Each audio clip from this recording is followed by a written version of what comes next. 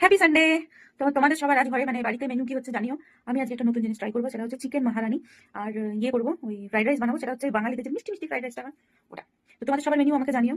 আগের সপ্তাহে বানিয়েছিলাম ধনিয়া চিকেন, আমার বরে জানি না সামাও ভালো লাগেনি, সেটা আগের সপ্তাহে বলেনি, আমাকে কালকে বলেছেন। তো আজ বানাবো চিকেন মাহারানি, জানি না কিরকম হবে, তো বানাবো। তো চলো প্রিপারেশন রেডি করি, কারণ চিকেন এখনো ম্যারিনেট করিনি। চিকেন ম্যারিনেট করবো, ভাবলাম তোমাদের সঙ্গে আগে ভিডিওটা শেয়ার করি, তারপর ম্যারিনেট করবো। তো চলো স্টার্ট করি। চিকেনটা আমি সবার প্রথমে ম্যারিনেট করেছি অনেকটা গোলমরিচের গুঁড়ো, লবণ, লেবু আর আদা বাটা আর রসুন বাটা দিয়ে।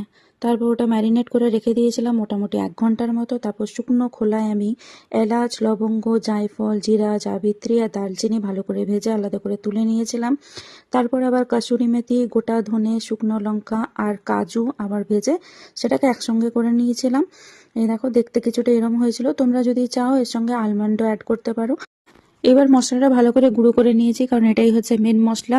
আর তারপর পেঁয়াজ ভাজতে হবে। তো প্রথমে ভেবেছিলাম পেঁয়াজটা শুধু বাটার দিয়ে ভাজবো, কিন্তু বাটার দিয়ে যদি ভাজি ক্যালোরি অনেক বেশি হয়ে যাবে, তাই জন্য অলিভ অয়েল অ্যাড করেছিলাম। এবার চিকেনটা ভালো করে কষিয়ে 10 মিনিট ঢেকে রেখে দিয়েছিলাম। তারপর অ্যাড করেছিলাম দই আর ওই মেন মশলাটা অ্যাড করেছিলাম। তারপর আবার 10 মিনিট ঢেকে রেখে দিয়েছিলাম। এবার অ্যাড করলাম কাশ্মীরি মির্চ, কাঁচা লঙ্কা, ধনে পাতা আর অনেকটা ক্রিম অ্যাড করেছিলাম। ক্রিমটা দেখাতে ভুলে গেছি। আর এটা হচ্ছে ফাইনাল লুক। দেখতে তো জাস্ট দারুণ হয়েছিল, খেতেও দারুণ হয়েছিল। আর এটা আমি সার্ভ করেছিলাম গরম গরম মিষ্টি ফ্রাইড রাইসের সঙ্গে। তো তোমরাও এটা ট্রাই করে দেখতে পারো, আর কিরম হয়েছে আমাকে কমেন্ট করে জানিও। ও, বুঝে গেছি তোমরা আমার বোবা রিভিউ মিস করছো তো, বাট ও ফোনে কনফারেন্সে ছিল, তার জন্য নিতে পারি। নেক্সট টাইম একদম নেবো।